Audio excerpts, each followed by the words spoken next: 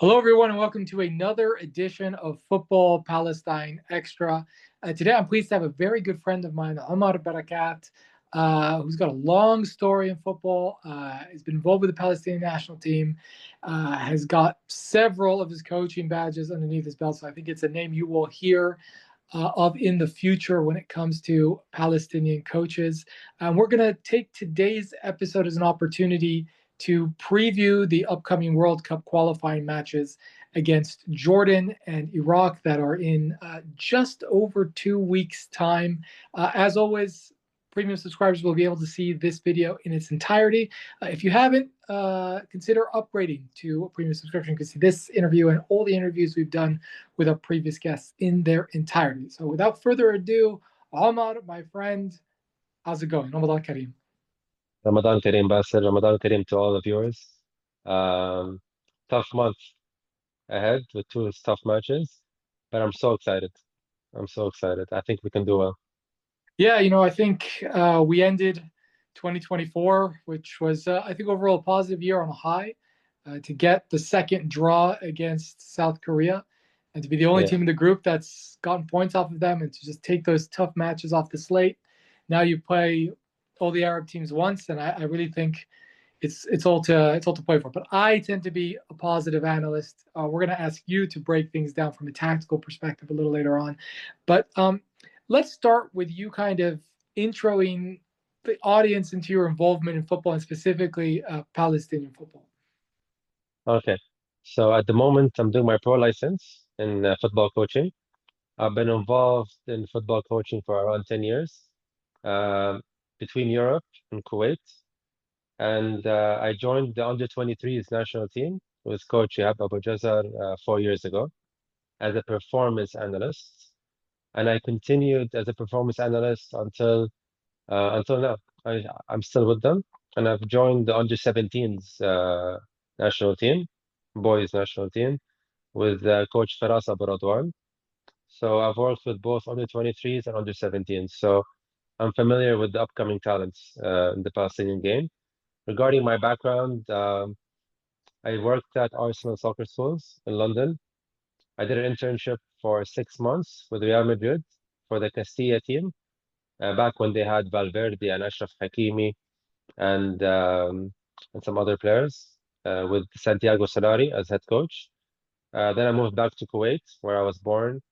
I worked at several clubs here as a head coach. And yeah, just continuing the coaching journey. Let's see where it takes us.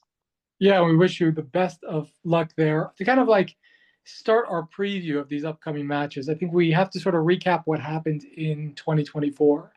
And, there's a lot of things to be positive about.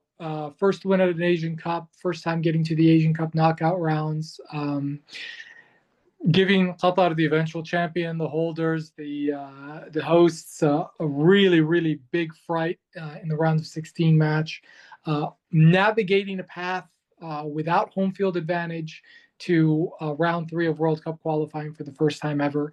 So really, really big milestones in the development of Palestinian football. You look at the standings at round three. We mentioned the positivity of the results against South Korea, but then against the rest of the slate of opponents, just a point. And you're kind of teetering really, really, really up against it to try and get at the very least a playoff spot. So I wanted to ask you, let's kind of recap Mekram Tabu before we start kind of getting into what a team under Ehab Abu Jazar would look like. Mekram Tabu, how would you define him tactically? And do you think a change was necessary? Do you think things were starting to get a little stale tactically? In terms of his achievements, Makram took us to places we've never been before. Last 16 of the Asian Cup and the final round of the World Cup qualifiers. So we need to be thankful for that. He did a good job. Uh, he gave us an identity. He made us a team that most teams would want to avoid in Asia.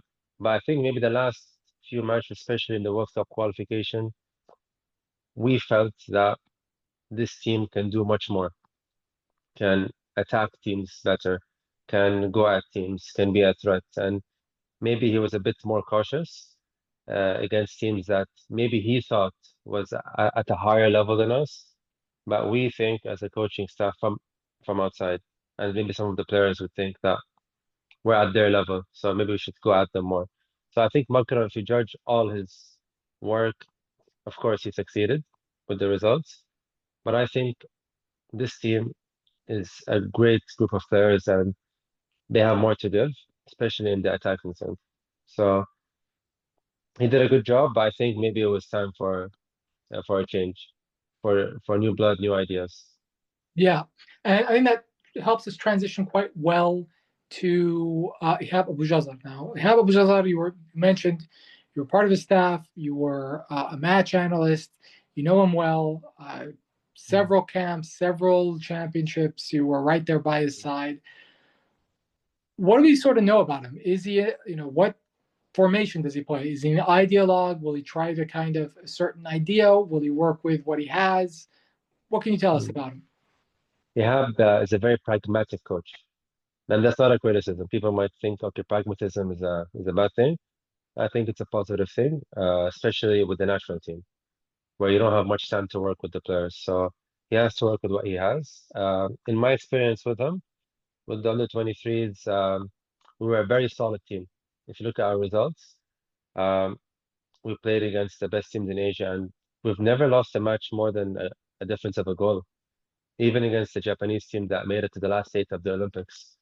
We drew with Iran, we beat Syria, we beat Bahrain, we drew with Jordan, the team that included Yatan Emat, Ali Alwan, Ibrahim Saada, the golden generation of the current Jordanian team. So very pragmatic coach, very solid team, very hard to beat, very organized. So that was our identity as an Olympic team. Not many teams like playing against us. So he was able to get the team organized and be tough to beat. Yeah, and for those who maybe didn't watch the under 23 team, what kind of style would you compare them to? What formation did they play? How they like to play? Were they a possession based team? Did they like to counter? What was How did you have set up the under 23s? It was Atletico Madrid, 4-4-2, solid 4-4-2. Sometimes we'd have Zaid Al-Khumbar as a winger in a 4-4-2 because he was able to do both roles, attack and defend. If you watch the goal against Bahrain in the qualification on the 23s Olympics, um, he gave us a lot of help defensively, and we ended up scoring the winning goal in the 92nd minute. So 4-4-2, flat, but very hard to beat, very little space in between the lines, and quick on the counters. Very quick.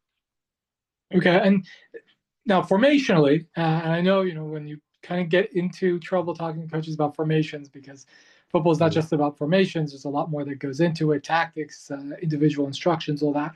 But formationally, as a team shape, we saw Mekram Daboub sort of evolve from a guy who liked the 4-3-3 a lot to somebody who was always almost married to a 4-4-2.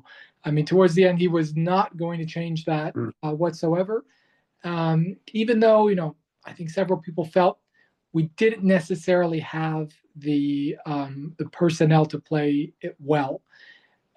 We have, he's 4-4-2 guy with the Olympic team. Some of those faces are now with the senior team. Do you think he changes, or do you think he sticks with that? Do you think he tries to bring those ideas to the senior team? I think because he needs to win, I think he'll change because he has a good listener, by the way. Yes, he makes the final decision, but it's a very good listener, and he has Mohamed Dejani, exciting maybe future coach of the national team with European experience. He has Firas Abu Radwan, whom I worked with as well. So he's a good listener, and he's not going to be very stubborn with his ideas, especially that we need from the 12 remaining points, we might need 7 or 8 points, which means we might have to go at teams a bit more. I think he'll change into a 4-3-3 or a 4-4-2 with a higher block, but he will go at teams a bit more. The players he has in the first team are better than the players he had at the Olympic team. Yes, there are some familiar faces, but not too many. If you think about the Olympic players, you have Zaid Al-Khumbar, and sometimes Sam is Brady, sometimes Wajdi. Other than that, I think it's a new team. Yeah, and when you have made that decision to go with like the 4-4-2, with the lower block, with the Olympic team, what were the personnel deficiencies? What was like one position that you guys looked at as a coach and said that, oh God, we don't have many of this type of player or Yeah. many players in this position? And did that sort of factor into the formation you ended up using? Yes. If you look at the history of our national team, the last